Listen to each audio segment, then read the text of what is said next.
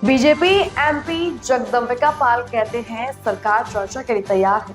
Parliamentary affairs minister ने all party meeting में कहा है कि सरकार सभी मुद्दों पर चर्चा के लिए तैयार है, लेकिन चर्चा तभी होगी जब वे प्रपोज करेंगे और स्पीकर मंजूरी देंगे।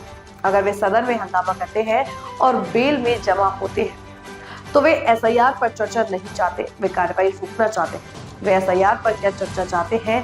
बिहार के लोगों ने अपने एसआईआर मुद्दों पर अपना मैंडेट और जवाब दे दिया। चर्चा नहीं करना चाहते हैं, वो सदन को हंगामे से कि भेंट जैसे पिछली बार भी सत्र हुआ, और एसआईआर पे क्या चर्चा करेंगे।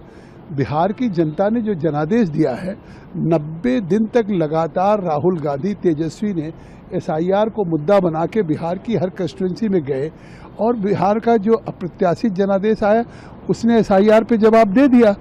और मैं चुनौती देता हूं विपक्ष को, क्योंकि एसआईआर केवल किसी आम मतदाता के लिए, जिसमें प्रेस हो, चाहे वो नेता हो चाहे मैं अपनी कंस्टिट्यूंसी में था। एसआईआर का जो गणना का प्रपत्र है, बीएलओ आपके घर आएगा, जिस तरह से आपको इन्फॉर्मेशन देनी है कि 2003 में आप वोटर थे कि नहीं, अगर नहीं थे तो आप फॉर्म 1 के बजाय दूसरे में भरना पड़ेगा या तीसरे में डालना पड़ेगा। अगर आपका नाम किन्हीं परिस्थितियों में नहीं है तो आपको इसके बाद भी 4 तारीख थी, अब 1 सप्ताह बढ़ गया, फिर आपको फॉर्म 6 में है, फॉर्म 7 में, 8 में है, जिसमें आप अपने नाम को डाल सकते हैं। नाम अगर अशुद्ध है तो उसको डिलीट करा सकते हैं, शुद्धिकरण कर सकते हैं। सारी प्रक्रिया फुल प्रूफ है। चुनौती देता हूं कि ये जो देश को गुमराह कर रहा विपक्ष, चाहे वो राहुल हो, चाहे अखिलेश हो, चाहे तृणमूल कांग्रेस हो, वो साबित करें कि एसआईआर से कैसे किसी का वोट से वंचित हो सकता है।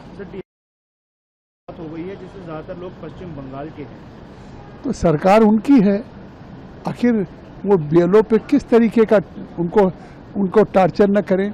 खुद चुनाव आयोग ने कहा है कि ये लोग दबाव न डालें, तो इससे साफ है कि कहीं न कहीं बंगाल पे टीएमसी के लोग बीएलओ पे दबाव डाल रहे हैं, जिसके कारण ये घटनाएं हो रही हैं। दुखद है।